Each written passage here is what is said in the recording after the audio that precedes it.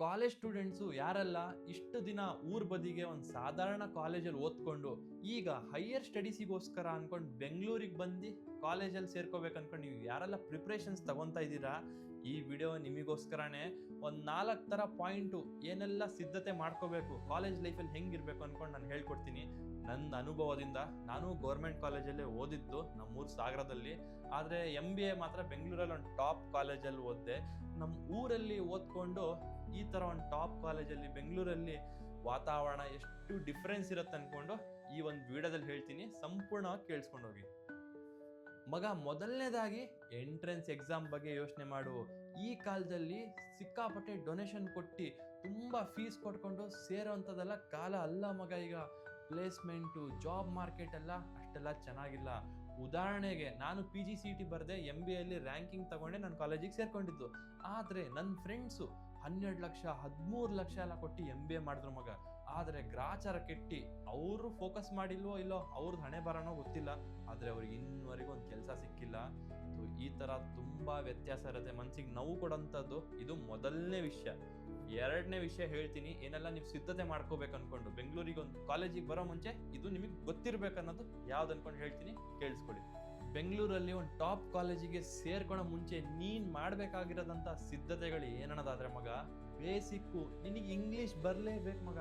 ನಾವು ಇಷ್ಟು ದಿನ ಊರ ಕಡೆ ಕಾಲೇಜಲ್ಲೆಲ್ಲ ಇಂಗ್ಲೀಷ್ ನಾವು ಮಾತಾಡೋಕೆ ಹೋದ್ರೆ ಬೇರೆ ಸ್ಟೂಡೆಂಟ್ಸ್ ನಗಾಡ್ತಾರೆ, ಇವ್ನು ಯಾವನ್ ಗುರು ಇಂಗ್ಲೀಷ್ ಮಾತಾಡ್ತಾವ ನೀನು ಅನ್ಕೊಂಡು. ನಮ್ಮ ಲೆಕ್ಚರರ್ಸೇ ಇಂಗ್ಲೀಷ್ ಮಾತಾಡಲ್ಲ.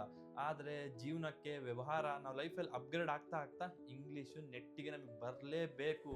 ನನಗೆ ಗೊತ್ತು ಮಗ, ನಿನ್ನ ಮನಸ್ಸಲ್ಲಿ ಇಂಗ್ಲೀಷ್ ಮಾತಾಡೋಕೆ ಒಂದು ಸ್ವಲ್ಪ ನಾಚಿಕೆ ಇದೆ, ಭಯ ಇದೆ ಅನ್ಕೊಂಡು ಒಂದು ಒಳ್ಳೆ ಕಾಲೇಜ್ ಸೇರೋ ಮುಂಚೆ ಫಸ್ಟು ಇಂಗ್ಲೀಷ್ನ ನಿನ್ನ ಪರ್ಫೆಕ್ಟ್ ಅಂತ ಮಾಡ್ಕೋಬಾ. ಫಾಸ್ಟು ಫಾರಿನರ್ಸ್ ಥರ ಮಾತಾಡೋದಲ್ಲ ಮಗ, ಸ್ಲೋ ಆಗಿ ಒಳ್ಳೆ ವರ್ಡ್ಸ್ ಯೂಸ್ ಮಾಡಿ ಅರ್ಥಪೂರ್ಣವಾಗಿ ಇಂಗ್ಲೀಷ್ ಮಾತಾಡಬೇಕು. ಲೈಫಲ್ಲಿ ಅಪ್ಗ್ರೇಡ್ ಆಗ್ತಾ ಆಗ್ತಾ ಇಂಗ್ಲೀಷಿನ ಮಹತ್ವ ನಿನಗೆ ಗೊತ್ತಾಗತ್ತೆ. ಇದ್ರ ಜೊತೆಗೆ ಬೇಸಿಕ್ಕು ಪ್ರೆಸೆಂಟೇಷನ್ ಮಾಡೋದು ನಿನಗೆ ಗೊತ್ತಿರ್ಬೇಕು ಮಗ. ಹೈಯರ್ ಸ್ಟಡೀಸ್ ಅಂತ ಬಂದಮೇಲೆ ಫಸ್ಟು ಕೇಳೋದೇ ನಮ್ಮ ಪ್ರೊಫೆಸರು ಪ್ರೆಸೆಂಟೇಷನ್ ಅನ್ನೋದಾದರೆ ಒಂದು ಟಾಪಿಕ್ ನಮಗೆ ಕೊಡ್ತಾರೆ, ಇದ್ರ ಬಗ್ಗೆ ನೀವು ಅರ್ಥ ಮಾಡ್ಬೇಕು ನಾಳೆ ಕ್ಲಾಸ್ ಮುಂದೆ ಅನ್ಕೊಂಡು ನಿಮ್ಗೆ ಹೇಳ್ತಾರೆ. ಅದೇ ಒಂದು ಸ್ಮಾರ್ಟ್ ಬೋರ್ಡಲ್ಲಿ ಒಂದು ವಿಷಯದ ಬಗ್ಗೆ ನಾವು ಎಕ್ಸ್ಪ್ಲೇನ್ ಮಾಡಬೇಕು. ಈಗ ಕೆಲವೊಬ್ರು ಎಕ್ಸ್ಪ್ಲೇನ್ ಚೆನ್ನಾಗಿ ಮಾಡ್ತಾರೆ, ಕೆಲವೊಬ್ರು ಚೆನ್ನಾಗಿ ಮಾಡಲ್ಲ, ಇದು ಸೆಕೆಂಡ್ರಿ. ಮೊದಲನೇದಾಗಿ ನಿನಗೆ PPT ಪ್ರೆಸೆಂಟೇಷನ್ ಮಾಡಕ್ಕೆ ಬರಬೇಕು.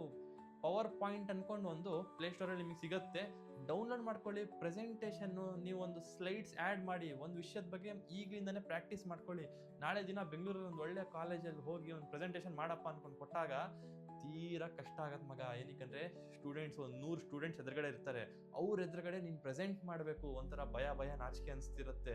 ಪ್ಲಸ್ಸು PPT ನಿನಗೆ ಮಾಡೋಕ್ಕೆ ಬಂದಿಲ್ಲ ಅಂದರೆ ತುಂಬ ಕಷ್ಟ ಅನ್ಸ್ಕೊಂತ್ಯಾ. ಇವೆರಡು ಬೇಸಿಕ್ಕು, ಇಂಗ್ಲೀಷು, ಪ್ರೆಸೆಂಟೇಷನ್ನು. ಸರಿ, ಈಗ ಕಾಲೇಜ್ ಲೈಫ್ ಬಗ್ಗೆ ಮಾತಾಡ್ತೀನಿ. ಒಂದು ಪ್ಲೇಸ್ಮೆಂಟ್ ಸಿಗ್ಬೇಕನ್ನೋದಾದ್ರೆ ಏನೆಲ್ಲ ನೀನು ತಯಾರಿ ಮಾಡ್ಕೋಬೇಕು ಅನ್ಕೊಂಡು ವಿಡಿಯೋ ನೋಡು.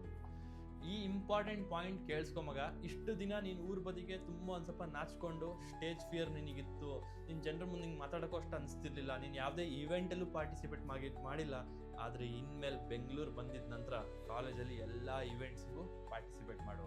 ಜನರ ಜೊತೆ ಆದಷ್ಟು ಬೆಳಿ, ನಿನ್ನ ಸೀನಿಯರ್ ಜೊತೆಗೆ ಒಂದು ಸಂಪರ್ಕ ಇಟ್ಕೋ ಮಗ. ನೆಟ್ವರ್ಕಿಂಗ್ ಅನ್ನೋದು ಎಷ್ಟು ಇಂಪಾರ್ಟೆಂಟ್ ಅನ್ನೋದಾದ್ರೆ, ನೆಟ್ವರ್ಕಿಂಗ್ ಅಂದರೆ ಜನರ ಸಂಪರ್ಕ. ನೀನು ಸಂಜೆ ಬದಿಗೆ ಒಂದು ಟೀ ಕುಡಿಯೋಕೆ ಹೋದ್ರು ಅಲ್ಲೊಂದು 4-5 ಜನ ಕಾರ್ಪೊರೇಟ್ ಎಂಪ್ಲಾಯ್ಸ್ ನಿನ್ನ ಜೊತೆಗೆ ಕಾಣಿಸ್ತಾ ಇದ್ದಾರೆ ಅನ್ನೋದಾದರೆ ಒಂದು ಮಾತಾಡಿಸು, ನಿನ್ನ ಬಗ್ಗೆ ಹೇಳ್ಕೊ.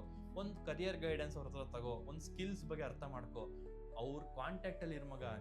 ಲಿಂಕ್ಡ್ಇನ್ ಆಗಲಿ, ಈಗ ಒಂದು ಒಳ್ಳೆ IT ಪ್ರೊಫೆಷನಲ್ಸ್ ಕಾಣಿಸ್ತಾ ಇದ್ದಾರೆ ಅಂದರೆ ಅಪರೂಪಕ್ಕೆ ನೀನು ಫ್ರೀ ಇದ್ದಾಗ ಒಂದು 2 ನಿಮಿಷ ಮಾತಾಡಿಸು. ಜನರ ಸಂಪರ್ಕ ತುಂಬ ಅಂದರೆ ತುಂಬ ಯೂಸ್ ಆಗುತ್ತೆ. ಉದಾಹರಣೆ ಕೊಡ್ತೀನಿ. ಗ್ರಾಚಾರ ಕೆಟ್ಟಿ ನಿನಗೇನೋ ಒಂದು ಪ್ಲೇಸ್ಮೆಂಟ್ ಆಗಿಲ್ಲ ಕಾಲೇಜಿಂದ, ಆದರೆ ನಿನ್ನ ಕೈಯಲ್ಲಿ ನೆಟ್ವರ್ಕಿಂಗ್ ಇರುತ್ತೆ, ಸರಿಯಾಗಿರೋ ಜನರ ಸಂಪರ್ಕ ಇರುತ್ತೆ, ಯಾರೋ ಒಬ್ರು ನಿನಗೆ ರೆಫರ್ ಮಾಡಿ ಒಂದು ಕೆಲಸ ಸಿಗುವಂಥ ಸಾಧ್ಯತೆ ಇರುತ್ತೆ. ಸೊ ಕಾಲೇಜ್ ಲೈಫು ನಮ್ಮ ಊರ ಬದಿಯಿಂದ ಓದ್ಕೊಂಡು ಬೆಂಗಳೂರು ಬಂದು ಓದೋದ್ರಲ್ಲಿ ಸಿಕ್ಕಾಪಟ್ಟೆ ವ್ಯತ್ಯಾಸ ಇರತ್ತೆ ಮಗ. ನೀನು ಸೇರ್ಕೊಂಡಾಗ ನಿನಗೆ ಗೊತ್ತಾಗತ್ತೆ. ಈ ವಿಡಿಯೋದಲ್ಲಿ ನಾನು ಏನು ಹೇಳಿದ್ದೀನೋ ಒಂದು ಸ್ವಲ್ಪ ಗಮನದಲ್ಲಿ ಇಟ್ಕೋ, ನಿನಗೆ ಖಂಡಿತವಾಗ್ಲೂ ಯೂಸ್ ಆಗತ್ತೆ. ನಾನು ಯಾರಂತಾನೆ ನಿಮಗೆ ಹೇಳಿಲ್ಲ. ಈ ಒಂದು ಒನ್ ಲೈಫ್ ಮಗ ಅನ್ಕೊಂಡು ಯೂಟ್ಯೂಬ್ ಚಾನಲ್ನ ದಯವಿಟ್ಟು ಸಬ್ಸ್ಕ್ರೈಬ್ ಮಾಡಿ. ನಾನು ನಿಮ್ಮ ಸೌತ್ ಸೈಡ್ ಕನ್ನಡಿಗ. ಇನ್ಸ್ಟಾಗ್ರಾಮಲ್ಲಿ ಸುಮಾರು ಜನ ನೀವು ನನಗೆ ನೋಡಿರ್ತೀರ. ಯಂಗ್ಸ್ಟರ್ಸ್ ಮೋಟಿವೇಶನ್, ಕಾಲೇಜ್ ಲೈಫು, ನನ್ನ ಸ್ಟೂಡೆಂಟ್ಸ್ ರಿಲೇಟೆಡು ನಾನು ತುಂಬ ಮಾತಾಡ್ತಾನೆ ಇರ್ತೀನಿ. ನಿಮ್ದು ಈ ಒಂದು ಸಪೋರ್ಟಿಂದ ನಾನು ಈ ವಿಡಿಯೋ ನಿಮ್ಗೆಲ್ರಿಗೂ ಯೂಸ್ ಆಗಿದೆ ಅಂತ ಅನ್ಕೊತೀನಿ. ನಾಳೆನೇ ನನ್ನ ನೆಕ್ಸ್ಟ್ ವಿಡಿಯೋನ ಸ್ಟೂಡೆಂಟ್ಸಿಗೆ ಇನ್ನೂ ತುಂಬ ಯೂಸ್ ಆಗುವಂಥ ಇನ್ನೊಂದು ವಿಡಿಯೋ ಮಾಡ್ತೀನಿ. ಸಿಗೋಣ ಗೈಸ್.